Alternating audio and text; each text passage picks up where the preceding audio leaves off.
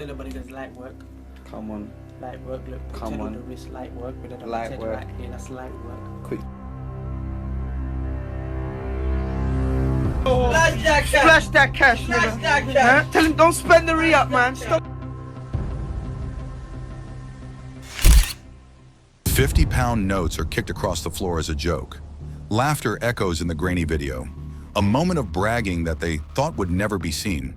But behind the scenes lies a much darker story. A criminal network that quietly spreads through the most peaceful of streets. Exeter, a historic city with a cathedral and quiet cobblestone streets, is the unlikely destination of a cross-town drug ring.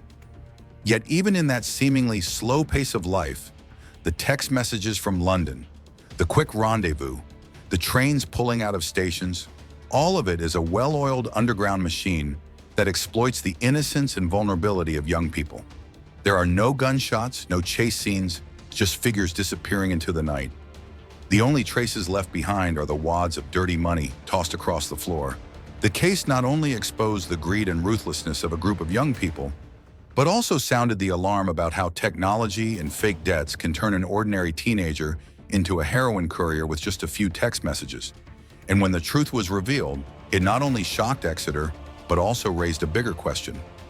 How many similar networks are still operating right in the heart of the UK that we don't know about? What city in the UK are you watching this video from?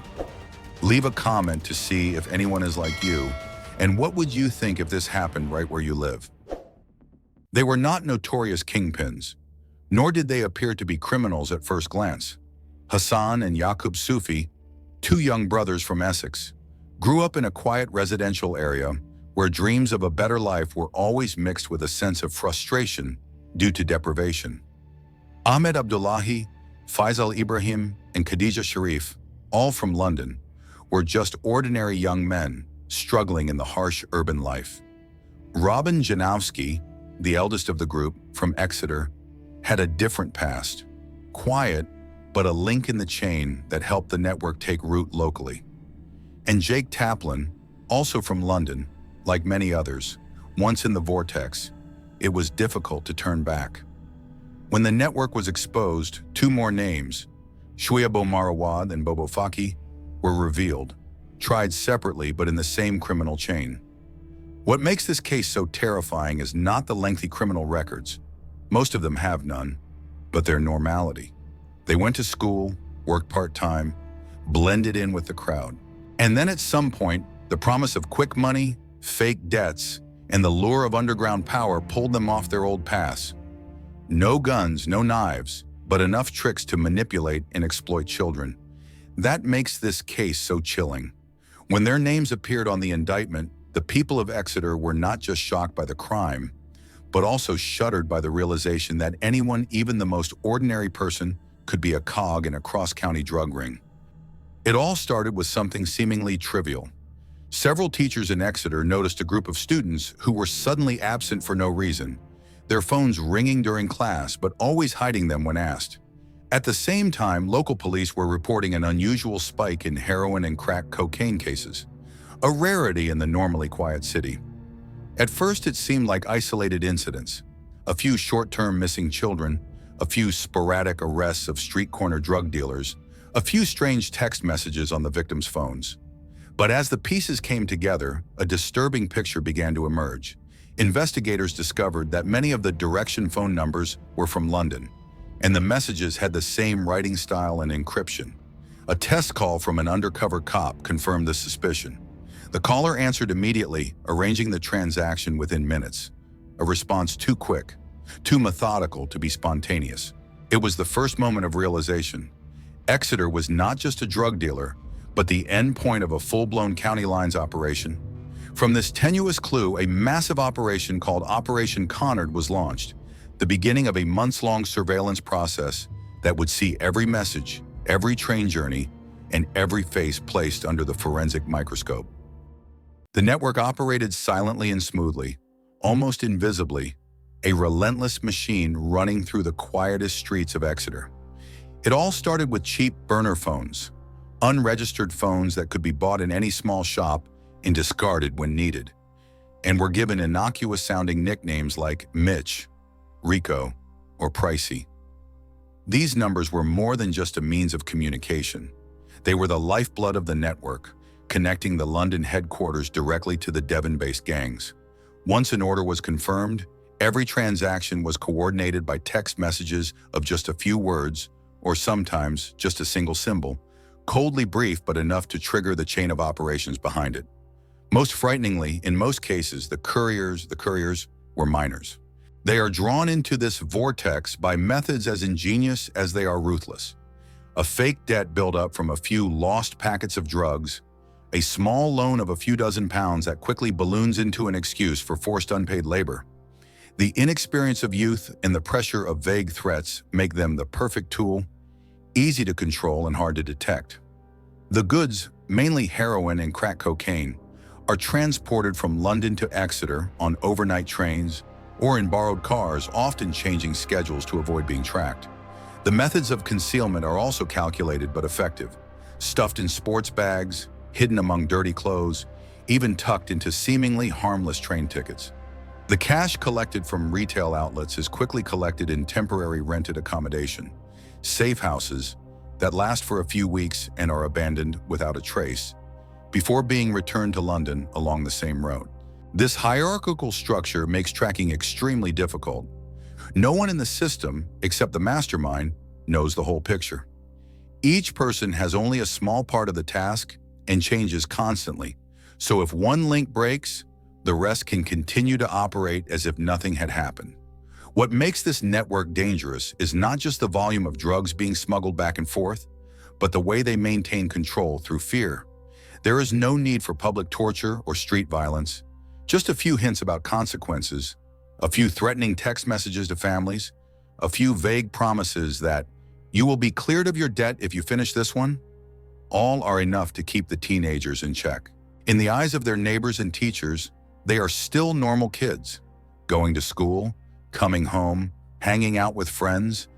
But with just one text message from Mitch, in just a few minutes, they become links in a giant crime machine that operates day and night, sneaking through every alley, every train, every closed door without anyone noticing. Operation Connard began in July 2017 when Devon and Cornwall police noticed something unusual: a spike in heroin and crack cocaine in Exeter, with no sign of local gangs. The first clue came from an undercover agent's test call, a fake order placed to a phone number nicknamed Mitch. The almost instant response from the other end confirmed the investigators' suspicions. They were dealing with a county lines network operating from London. The fake transaction led to the first arrest at the meeting point, where a 14-year-old boy was found with heroin hidden in his clothes. The phone seized from the boy, containing a series of text messages from Mitch and Rico, became the key to a much bigger picture than the police had imagined. For nearly 10 months, investigators quietly tracked the network's every move. They combed through CCTV around London, Paddington, and Exeter St. David's stations, matching the data with the names on train tickets and the constantly changing burner phone numbers. The 2,500 pieces of intelligence, from grainy camera footage to rudimentary location data to homemade videos showing off splash-dat cash, gradually pieced together a complete map of the operation. Temporary rented properties in Valence Avenue, Essex and Upper Road, and Seymour Road, London, were identified as transit points. A flat on Stepcote Hill in Exeter became a temporary storage facility and point of contact for Robin Janowski, a rare local link. The first night of the raid was stealthy. A team of plainclothes officers lurked near Janowski's house, waiting for him to return with a sports bag that they thought contained the drugs. As soon as the door closed, they burst in, seizing dozens of packets of heroin and crack, along with a list of code names and debts scrawled on paper. At around the same time, another team in London raided addresses linked to Hassan and Yaqub Sufi on Valence Avenue, Ahmed Abdullahi on Seymour Road, and Faisal Ibrahim on Upper Road. Each arrest brought with it a trove of evidence: burner phones, cash rolled up in plastic bags, Exeter-London one-way train tickets, and sometimes even unsent text messages. Among the most shocking pieces of evidence was a video the group had filmed themselves bragging about: the defendants kicking $50 notes across the floor, laughing and challenging, Splash Dat Cash. The clip, intended to be shown to friends, became irrefutable evidence in court, exposing the arrogance of the entire network. By the time the final round of arrests was complete, 9 of the main suspects and dozens of local gang members had been brought before the courts. From a seemingly simple test call, police uncovered an entire interprovincial drug trafficking network, more sophisticated, cold, and ruthless than anyone in Exeter had ever imagined. In April 2019 at Exeter Crown Court, the final verdict for the County Lines crime group was announced after months of intense trial and investigation. 7 defendants who had previously pleaded guilty were sentenced. Hassan Sufi, who played a key role in the network, received the longest sentence, 8 years and 2 months in prison, reflecting his deep involvement and primary responsibility for coordinating the distribution of heroin and crack cocaine. Yaqub Sufi was soon followed by 7 years in prison, an equally severe sentence given his direct supporting role and high frequency of involvement.